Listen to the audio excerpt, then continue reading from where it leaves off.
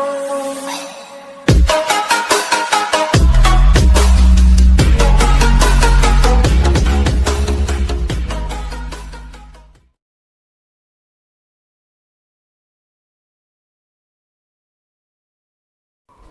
আমি কথা পাতিম পৃথিৱীৰ আটাইতকৈ জনপ্ৰিয় গেম GTA কথা।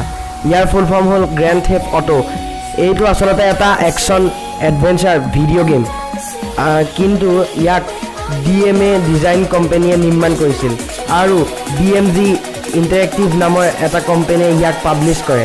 DMA ডিজাইনাৰ কোম্পানীটো 1984 চনত ডেভিড জনছ, ৰাছেল কে, ষ্টিভ হেমেণ্ড আৰু মাইক ডেইল নিৰ্মাণ কৰে।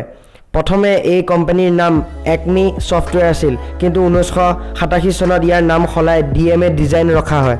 এই কোম্পানীয়ে 4 এপ্ৰিল 1995 চনত GTA গেমৰ ওপৰত কাম আৰম্ভ কৰে। প্ৰথমে এই গেমৰ নাম ৰেচ এণ্ড চেচ ৰখা হৈছিল, কিন্তু পাছলৈ ইয়াৰ নাম সলাই গ্ৰেণ্ড থেফ্ট অটো ৰাখে। নিৰ্মাণ শেষ হোৱাৰ পাছত অক্টোবৰ 1997 চনত ইউৰোপ আৰু নৰ্থ আমেৰিকাৰ বাবে MS-DOS আৰু মাইক্ৰ'ছফ্টৰ ওপৰত এই গেম ৰিলিজ কৰে, কিন্তু কোম্পানীয়ে আশা কৰা মতে এই গেমে পাৰফৰ্ম কৰিব নোৱাৰিলে। তাৰ পাছত DMA ডিজাইনক গাৰ্মলিন ইণ্টাৰেক্টিভে কিনি লয় আৰু 1999 চনত ইয়াৰ অন্য এটা ভাৰ্চন GTA 2 লঞ্চ কৰে। ইয়াক MS উইণ্ডোজ, ডেম'কাষ্ট আৰু প্লে'ষ্টেশ্যন বাবে ইয়াক লঞ্চ কৰে, কিন্তু এই ভাৰ্চনেও পপুলাৰ হ'ব নোৱাৰে। তাৰ পিছত গাৰ্মলিন ইণ্টাৰেক্টিভে এই কোম্পানীক টেক-2 ইণ্টাৰেক্টিভ কোম্পানীক বেছি দিয়ে। এই কোম্পানী ৰকষ্টাৰ গেমছৰ ঘৰুৱা কোম্পানী আছিল। আচলতে টেক-2 ইণ্টাৰেক্টিভৰ ভিতৰত 5টা কোম্পানী আছে, তাৰ ভিতৰত ৰকষ্টাৰ গেমো অন্তৰ্ভুক্ত। তাৰ পাছত এই কোম্পানীয়ে প্লে'ষ্টেশ্যন 2ৰ বাবে GTA 3 লঞ্চ কৰে। এইবাৰ এই গেম সকলোৰে মাজত যথেষ্ট জনপ্ৰিয় হয়। তাৰ পাছত কোম্পানীয়ে নাম সলাই ৰকষ্টাৰ নৰ্থ ৰাখে।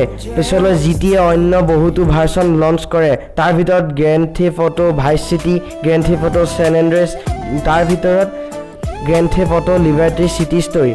তাৰ পাছতে GTA 4 29 এপ্ৰিল 2008 আৰু GTA 5 ছেপ্টেম্বৰ 2013ত ৰিলিজ কৰে। ইয়াৰ জনপ্ৰিয়তা দিনক দিনে বৃদ্ধি পাই গৈ আছে। GTA 5 এই সকলোবোৰৰ ভিতৰত বেছি জনপ্ৰিয় হয়। ইয়াকে one of the best video' game of the time আৰু বেষ্ট চেলিং ভিডিঅ' গেম বুলি কোৱা হয়। 25 বছৰৰ কাৰ্যকালত ইয়াৰ 5টা মুখ্য গেমৰ বাহিৰে আন বহুতো ভাৰ্চন লঞ্চ কৰে।